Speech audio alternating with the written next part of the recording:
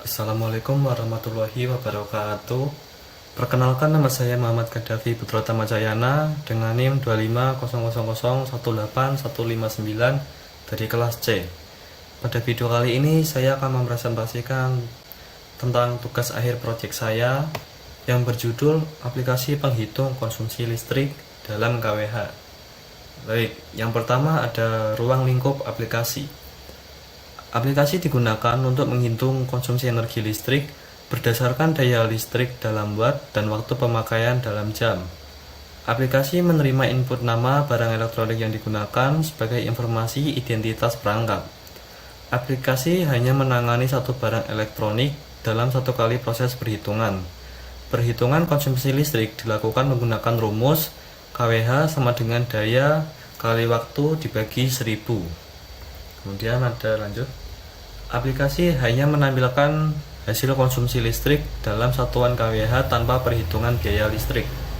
Aplikasi dijalankan pada bahasa assembly menggunakan tools EMU8086. Aplikasi tidak menyimpan data ke dalam file dan tidak mendukung pengolahan banyak data secara bersamaan. Yang terakhir, aplikasi hanya menerima input berupa angka bulat positif untuk daya dan waktu pemakaian. Oke, di sini ada desain atau rancangan aplikasi ya. Di sini penghitung konsumsi listrik, energi cerdas, hemat. Oke, lanjut. Nah, di sini hasil akhir aplikasinya ada foto, screenshotan beberapa kode ya, codingan programnya. Oke. Nah, di sini ada output aplikasinya ya, hasil akhir aplikasi output nanti coba kita jalanin.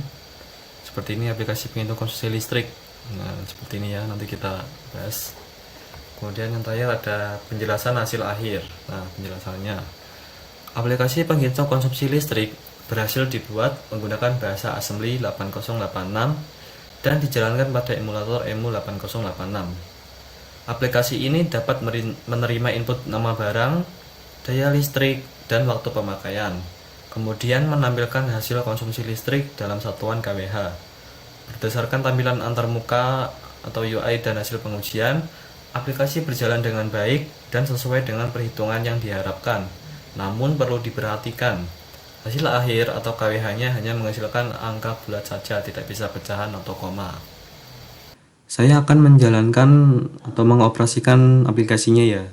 Sebelumnya saya ingin menjelaskan beberapa sedikit seperti ini ya. Ini tuh namanya variabel string yang nantinya akan dipanggil supaya muncul di outputnya ya, seperti ini ya. Ini seperti variabel judul, isinya berupa ini aplikasi penghitung nanti akan dipanggil, kemudian ini.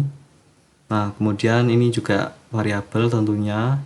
Nah, di bawah ini kemudian ada beberapa kode atau codingan untuk memunculkan seperti ini. Saya menggunakan offset. Nah, di sini ya contoh move dx offset judul, artinya dia akan memanggil si judul ini ya. Nah, si judul ini aplikasi penghitung konsumsi listrik. Nah, seperti ini dan seterusnya. Nah, ini. Oke, tanpa lama-lama langsung saja kita emulate, kita run.